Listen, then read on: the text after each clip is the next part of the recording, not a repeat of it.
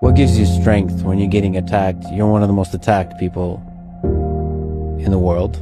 I think you can't care that much. I know people that care so much about everything, like what people are saying. You can't care too much because you end up choking. You don't need to be great to start, but you need to start to be great. Yes, I'm a nice person. But if you cross the line too many times, things can change very quickly. They don't have to like you. They don't have to love you. They don't even have to respect you. But when you look in a mirror, you better love and respect what you see. The number one thing that makes you hotter is being unbothered. Nothing is more attractive than someone who doesn't need validation. When you stop over-explaining, stop chasing, stop proving, you instantly become more magnetic. You don't beg for energy, attention, or approval. You just are. People can feel when you move with certainty, when you trust yourself, when you're just not fazed by what others think. So just know that hot isn't trying too hard, it's being unbothered. Do you know how hard I worked to get here? Instead of spending time getting in the mood to work, just start working. Confront the work. People think they need perfect conditions to start, when in reality, starting is the perfect condition. You only got one life, guys. Again, if you work it right, you only need one. People who don't have a sense of purpose, a mission, and don't have a consistent routine end up digging holes in their life. And it's not always Vicodin or some drug addiction. It could come as something benign as porn, gambling, over-drinking, too much television, things that slowly chip away at humanity, things that people use to escape, vaping, binge-watching television. All of these things are digging holes in your life that ultimately you look back and you realize there's such a chasm between you and your spouse, that you and your kids barely know each other, even though you live under the same roof. That you've got this dad bod with a pot belly and pointy titties and pear-shaped. And you're like, whoa, where'd this come from? It was the absence of purpose and it was absence of routine. We need it. Otherwise, humans dig the holes in their lives too, no different than a German Shepherd would. The emotionally immature man seeks out motivation to do something hard one time. The emotionally mature man uses discipline to do something hard 1,000 times. You have emotional maturity, you realize that some days you're not going to sleep well. Some days you're going to wake up and you've got your schedule and everything's planned out and the poop hits the fan. You got to eat those shit sandwiches, right? And whether things go well or not that day, the emotionally mature man will still do what he has to do to stack his wins, to focus on his purpose, whereas the emotionally immature man will say, well, I didn't sleep well, I had nightmares, so I'll stay in bed. I didn't sleep well, or it's raining outside, it's cold outside, I don't feel good. I just woke up and the airplanes hit the World Trade Center, so I guess I have to change my pattern of life. You have to stay the course no matter what. And it takes a high level of emotional maturity because your emotions dictate your motion. This next generation that's coming up, and I don't mean to smash all of them, but they seem like a bunch of pussies to me, you know? So because of that, there's never been more opportunity than there is right now. If you're a fucking savage and you get out there and you grind hard and you want it bad enough, you can run all these guys over, man. You can have what you want in 5 years, but there's two conditions. You have to know what it is and you have to aim at it, okay? So let's say you're willing to play that game. Might be wrong, because who knows, you're gonna get run over by a bus tomorrow, but you know, you're going to play the game. Okay, now the next step is, all right, figure out what you want. Write it down. Figure out what you could do to start moving towards that, okay? Do that with your family relationships. Do that with your friendships. Do that with your career. Do that with your education. Think about your misuse of alcohol and drugs and other things that might drag you down. You have to discipline yourself. And the issue is, well, how? That's not really the relevant question. You can pick a disciplinary path. That's why I often tell my clients, especially young people, they say, well, I don't know what to do. It's like, that's okay. Nobody does. Go do something. Do the best thing that you can think of. Put the best plan you have into practice. It's not going to be perfect and it will change along the way. But it will change partly because you become disciplined pursuing the path. And as you become disciplined, you become wiser. And as you become wiser, you become able to formulate better and better plans. The man who never fail, has no glory. The man who fell and got back up, that's where his glory is. The man who fell 20 times and got up 21 times, that man has even greater glory.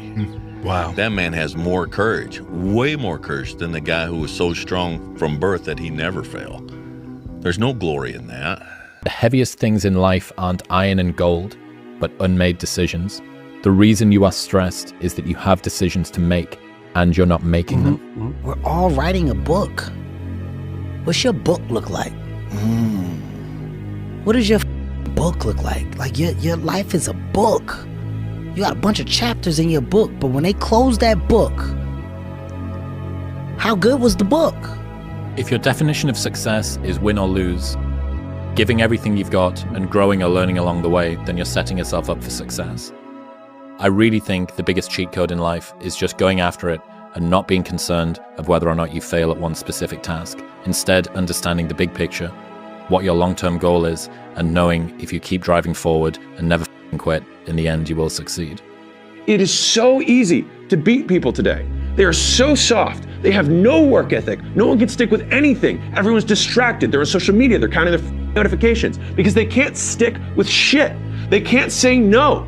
Your excuses will destroy you and take everything that you ever wanted from you if you let them. Your biggest enemy is you. My whole book is about you battling yourself. People don't understand it's you against you. The only person that gets in your way is you. I had to invent a guy that can take any pain, any suffering, any kind of judgment.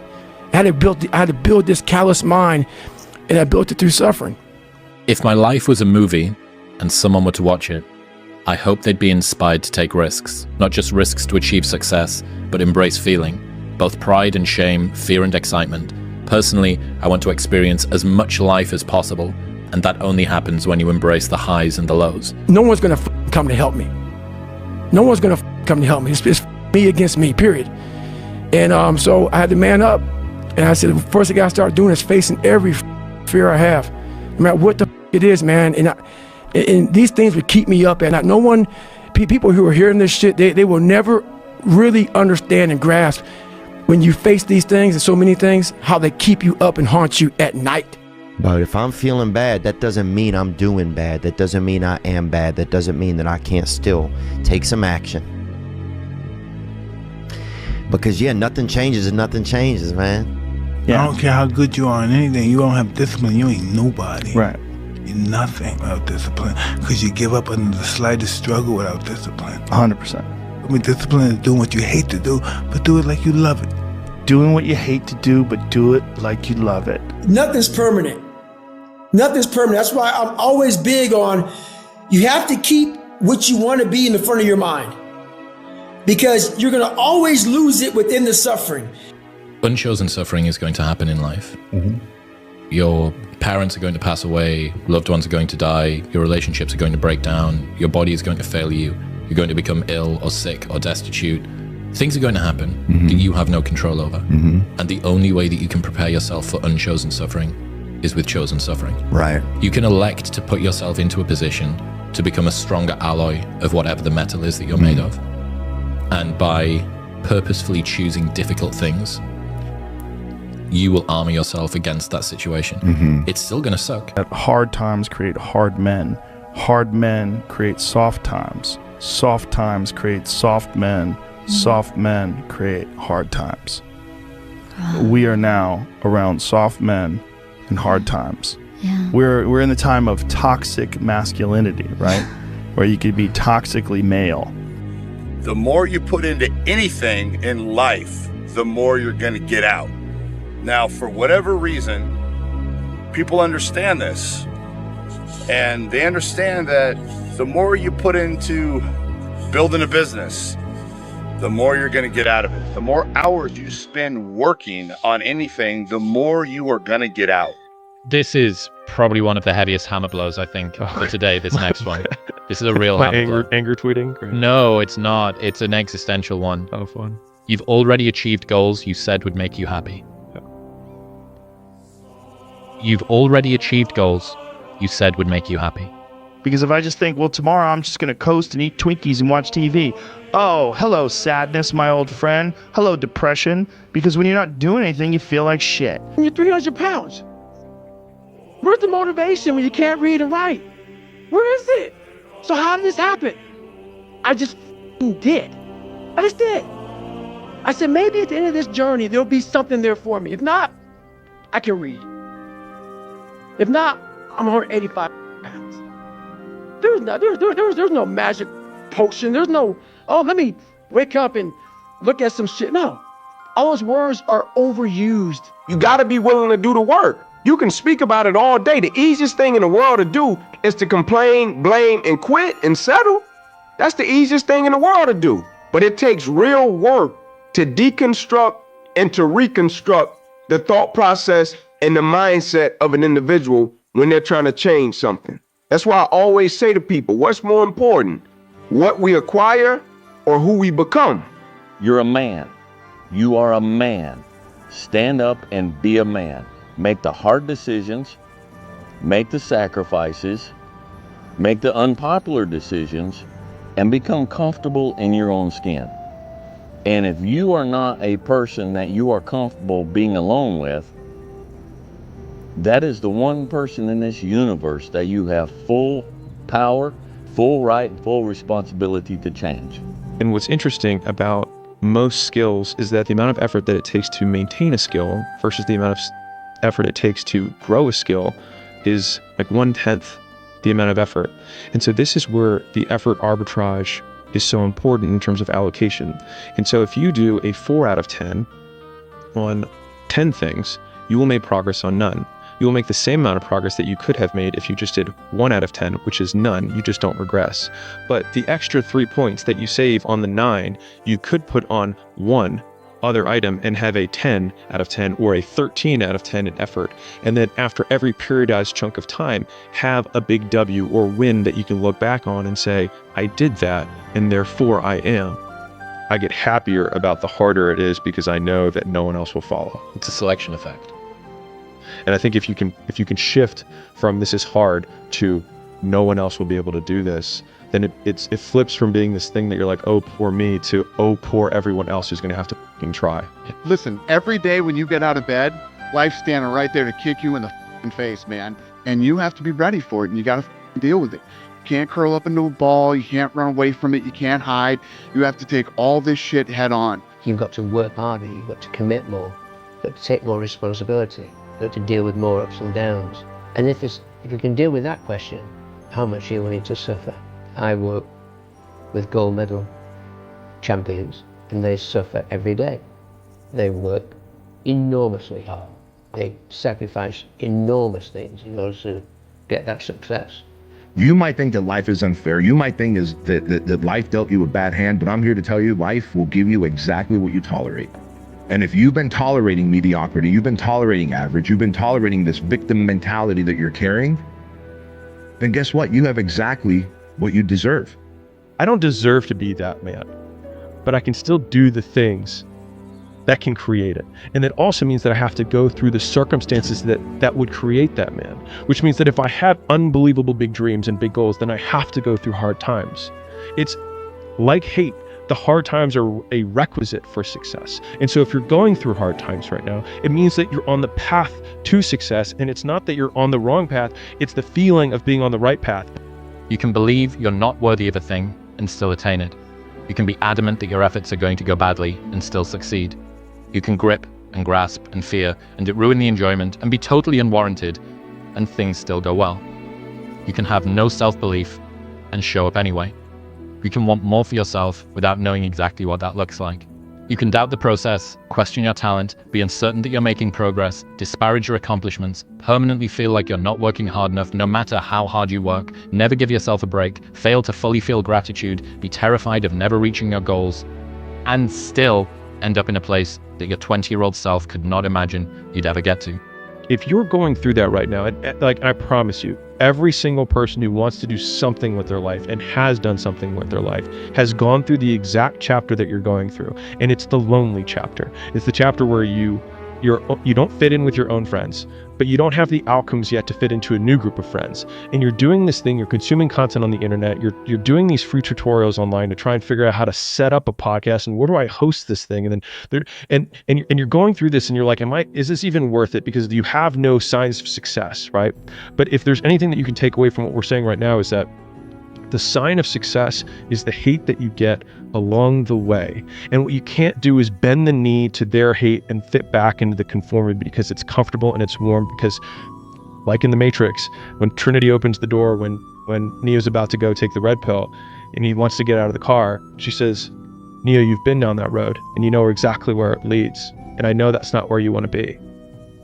And then he closes the door. Like right now, this moment that you're going through is Trinity opening the door and being like, you could go back, but then you'd have to remember exactly what the reason was that you decided not to go out to begin with, just because you listen to this podcast and you consume this content, you're like, I can do more than this. 99% of people in the world are convinced that they're incapable of achieving great things, so they aim for the mediocre.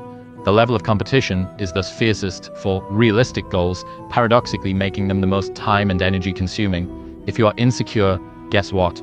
The rest of the world is too. Do not overestimate the competition and underestimate yourself. You are better than you think. Don't take today off. Not today. Wait until tomorrow. Don't give in to the immediate gratification that is whispering in your ear. Shut that down. Do not listen to that little voice.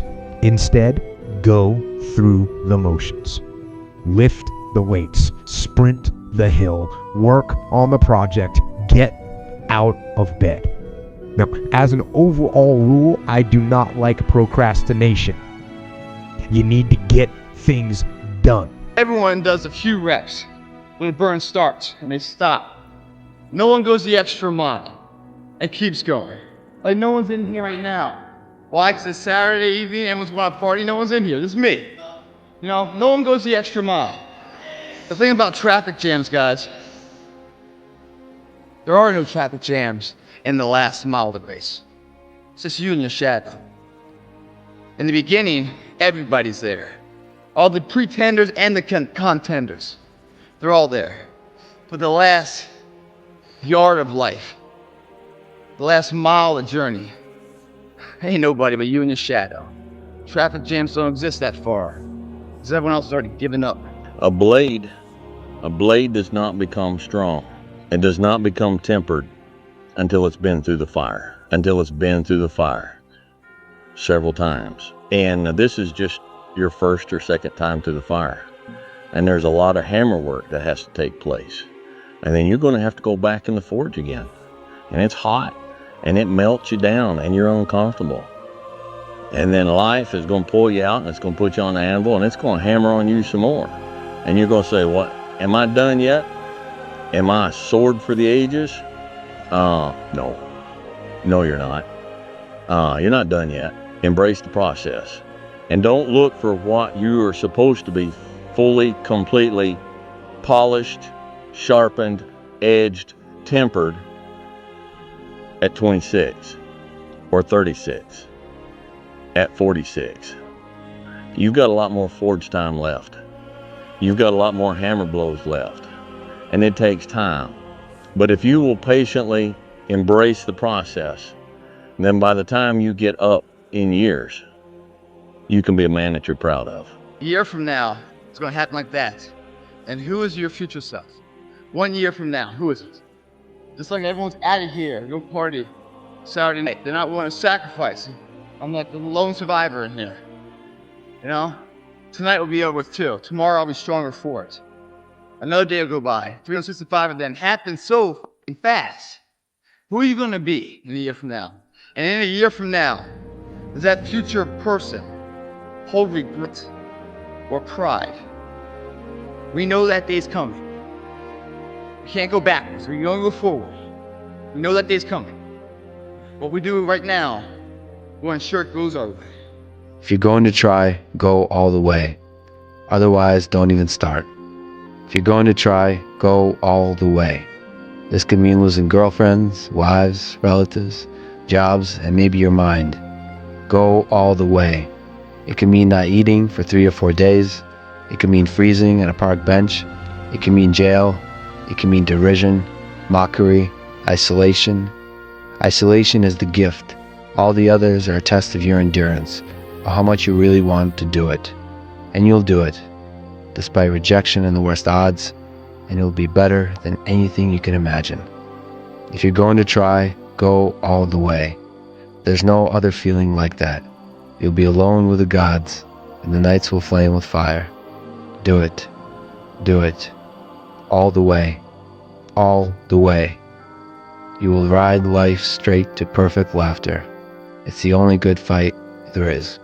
You've been there, you feel it, you understand what it is, and then you have that time to adjust. That's why losing in life is so important. Whether it's getting dumped, getting fired, losing a game, loss, those feelings where things didn't work out your way, that's important because it lets you know this is the bad feeling that comes when it goes wrong, and you improve, and then it makes the good feelings of victory all the better. So many people have that ability. They haven't taken the time to see what they want in life. Therefore, he's crazy. I'm crazy. They put a title on us. You know what a title does to people? A title is the greatest separator of all time. It allows you to go away in your comfort zone saying, he's just nuts. He's special, special person. That gives you a get out of jail free card. You can go ahead and be normal now because we're special people. No, we found what we want in life.